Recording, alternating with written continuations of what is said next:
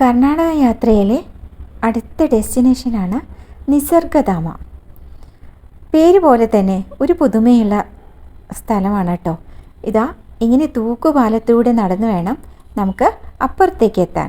അവിടെ മുളങ്കാടുകളും കാവേരി പുഴയാണ് കേട്ടോ അപ്പുറം ഇപ്പുറം. എന്തൊരു ഭംഗിയാ കാണാനറിയോ. പിന്നെ ഒരു കുഞ്ഞു മഴയും മരങ്ങളും മുളങ്കാടും പക്ഷികളെ ഫീഡ് ചെയ്യാനൊക്കെ നമുക്ക് സാധിക്കും. അങ്ങനെ എന്തുകൊണ്ടും മനോഹരമായൊരു സ്ഥലമാണ്. കർണാടകയിലെ കുടക് ജില്ലയിലെ കുശാൽ നഗറിനടുത്ത് കാവേരി നദി രൂപം കൊണ്ട ഒരു ഡെൽറ്റയാണിത്. പ്രദേശവാസികൾ ദ്വീപ് എന്നാണ് വിളിക്കുന്നത്.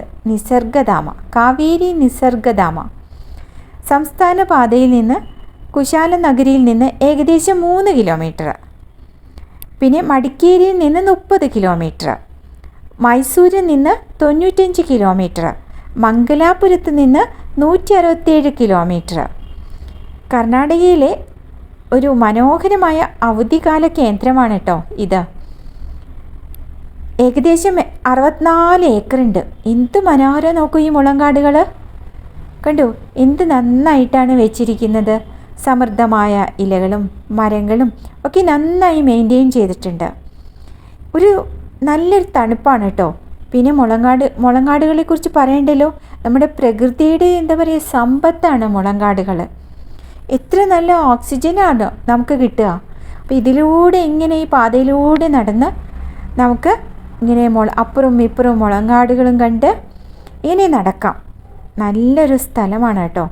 അതേപോലെ തന്നെ നദിക്കരയിലെ കാവേരി നദിയിലെ ആഴം കുറഞ്ഞതും സുരക്ഷിതമായ ചില സ്ഥലങ്ങളുണ്ട്. അപ്പോൾ സന്ദർശകർക്ക് അവിടെ വെള്ളത്തിലൊക്കെ ഇറങ്ങാം. ഇത് കർണാടകയിലെ അവർ പാരമ്പര്യമായിട്ടുള്ള ഓരോ രൂപങ്ങളാണ്. അത് ഓരോ ഭാഗത്തും ഇങ്ങനെ വെച്ചിരിക്കുന്നത് കാണാം. വനംവകുപ്പിൻ്റെ കീഴിൽ ആണ് ഇത്. Guest house, tree top, bamboo cottage ഒക്കെ ഉണ്ട് ഇവിടെ. അപ്പോൾ എന്തുകൊണ്ടും നമുക്ക് നിസർഗധാമ ഒന്ന് ചുറ്റി കറങ്ങാനുണ്ട്. അത്രയും മനോഹരമാണ്. ഇനി നമുക്കൊന്ന് ചുറ്റി കറങ്ങാം അല്ലേ?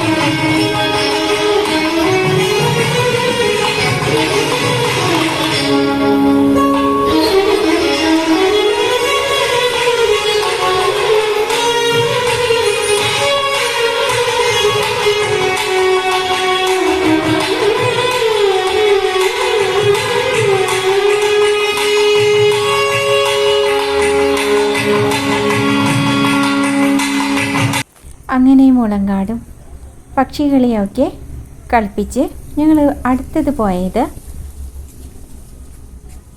ഹാരംഗി അണക്കെട്ടിലേക്കാണ് പോയത്. കാവേരിയുടെ പോഷക നദിയായ ഹാരംഗി നദിക്ക് കുറുകെയാണ് ഈ അണക്കെട്ട് നിർമ്മിച്ചിരിക്കുന്നത്. കുശാൽ നഗർ പട്ടണത്തിൻ്റെ ഹൃദയഭാഗത്ത് നിന്ന് ഏകദേശം 9 കിലോമീറ്റർ അകലെയാണ് ഈ അണക്കെട്ട് സ്ഥിതി ചെയ്യുന്നത്.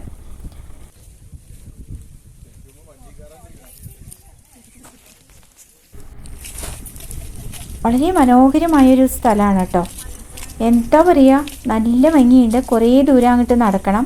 പക്ഷേ ആ നടക്കുമ്പോൾ ഞങ്ങൾക്ക് ഒരു ആ നായേനെ ഒന്ന് ശ്രദ്ധിച്ചോളൂ കേട്ടോ.